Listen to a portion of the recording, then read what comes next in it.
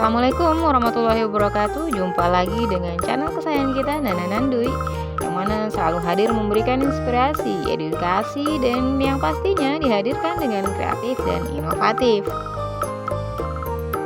Hari ini saya kebetulan diutus dari daerah Kecamatan Canduang untuk menghadiri sebuah acara bimbingan teknis peningkatan kapasitas Bundu Kanduang dengan materi penguatan Mande Soko dalam pelestarian adat nagari yang mendatangkan narasumber dari Dinas Kebudayaan Sumatera Barat. Acara ini diselenggarakan oleh Bapak DPRD Provinsi Sumatera Barat, yaitu Bapak Ismunandi Sofian SE yang bekerja sama dengan Dinas Kebudayaan Provinsi. Untuk masyarakat Minangkabau tentu tidak akan asing dengan istilah Bundu Kanduang. Namun di sini saya akan mencoba memberikan sedikit ulasan tentang Bundu Kanduang supaya masyarakat selain suku Minangkabau juga paham akan istilah Bundu Kanduang tersebut. Di Minangkabau ada dua istilah untuk sebutan dari seorang ibu. Yang pertama itu adalah Bundu Kanduang. Yang kedua, Mande Kanduang. Secara keseluruhan, kedua kata ini mempunyai makna yang sama, yaitu berarti adalah seorang ibu. Namun di sini kita akan membahas perbedaan antara Bundu Kanduang dengan Mande Kanduang. Bundu Kanduang dalam persepsi adat dan agama. Perbedaan antara Bundu Kanduang dengan Mande Kanduang adalah Bundu Kanduang merupakan perempuan yang dituakan atau dihormati di sebuah kaum dalam adat istiadat. Sementara Mande Kanduang adalah sebutan untuk orang yang melahirkan kita. Dan seorang ibu Kanduang sudah pasti seorang Mande, tapi seorang Mande belum tentu ibu Kanduang. Jadi, Bundu Kanduang dalam bahasa Indonesia bisa didefinisikan sebagai wanita yang dituakan, dihormati dalam sebuah kaum di Minangkabau. Biasanya Bundu Kanduang ini dijabat oleh istri dari para datua. Dalam bahasa sederhana, Bundu Kanduang atau ibu Kanduang ini adalah ibu yang mempunyai budi baik, sopan dan santun, ramah tamah, atau bahasa kerennya sosok yang mempunyai tata krama. Di Minangkabau menganut garis keturunan ibu atau matrilineal, di mana harta pusaka itu akan diwariskan kepada perempuan. Sementara laki-laki bertugas untuk mengatur saja, tidak berhak untuk menguasai. Dalam kehidupan sehari-hari, Bundu Kanduang juga tidak boleh bertindak sembarangan. Semuanya akan jadi sorotan dan panutan, baik dari tingkah laku, perbuatan, dan juga perkataan. Dalam acara pelatihan ini, Bundu Kanduang memakai baju adat untuk para ibu Minangkabau, yaitu baju basiba. Baju basiba adalah baju yang tidak memakai resleting, kancing, atau aksesoris lainnya. Tidak boleh dikombinasi apapun seperti bis atau rempel.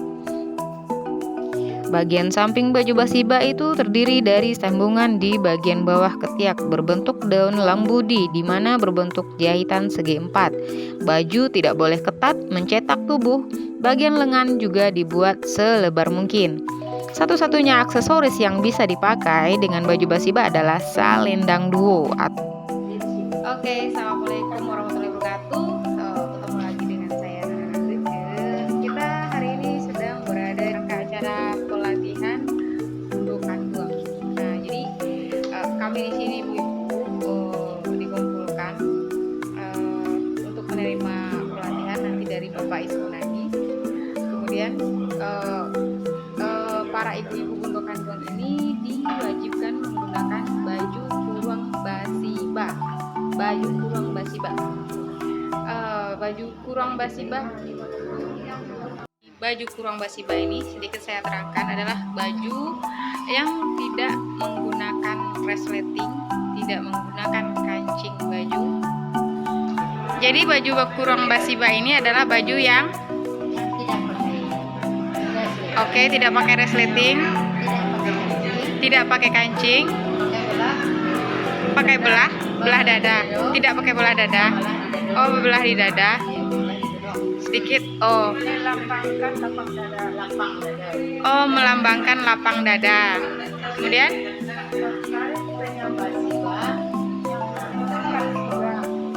Oh, sambungan jahitnya itu yang dinamakan siba. Siba 2. Oh, harus 2. Oh, jadi ini ada 2 sambungan jahit.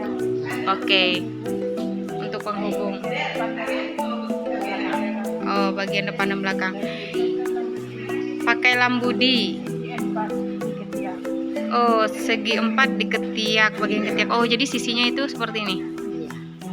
1, 2, 3, 4. Oke. Kemudian ada yang namanya salendang duo. Bajunya lapang, lengannya gadang. Jadi artinya itu bajunya itu harus longgar, lengannya pun juga harus longgar. Kemudian memakai salendang duo.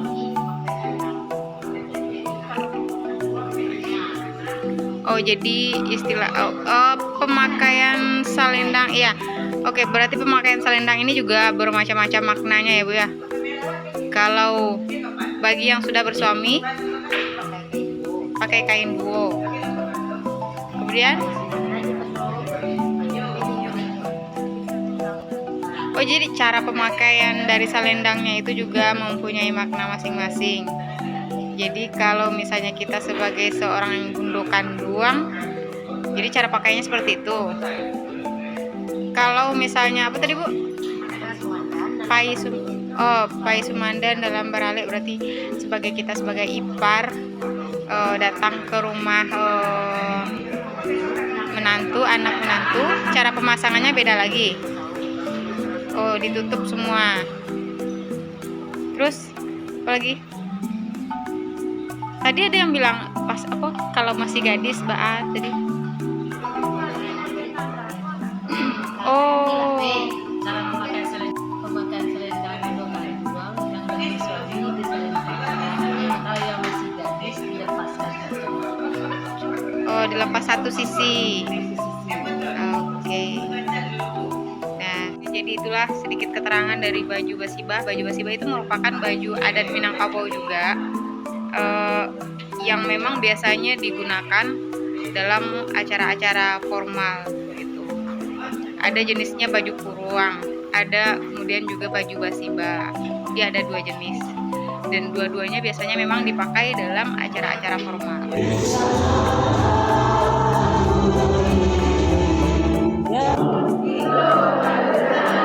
Pijit aja ke bawah, susuk ke bawah. Taruh ya. Kita buktikan gini bahasa itu sama. Pijit ya.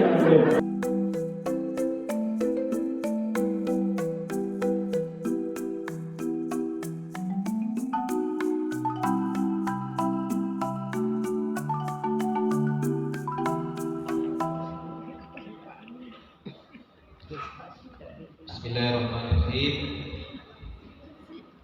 Rabbi shrah li sadri wa yassir li amri wahlul 'uqdatam min lisani yafqahu qawli.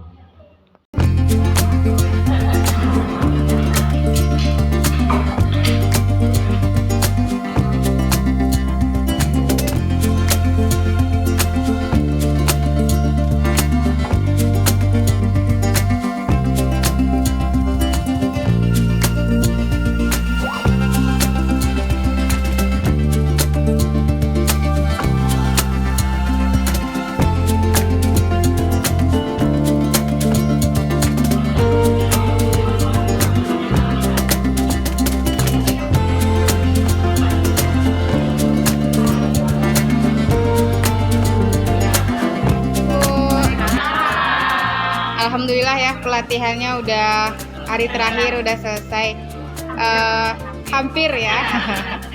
Jadi bagaimana kesan dan pesan ibu-ibu selama melakukan pelatihan hampir 3 hari kita ya mengikuti? Bagaimana? Ibu dulu boleh? Karena kami dikasih kesempatan untuk ikut, ini ada suatu kebanggaan bagi kami. Apalagi Gunung Budo yang telah sembuh.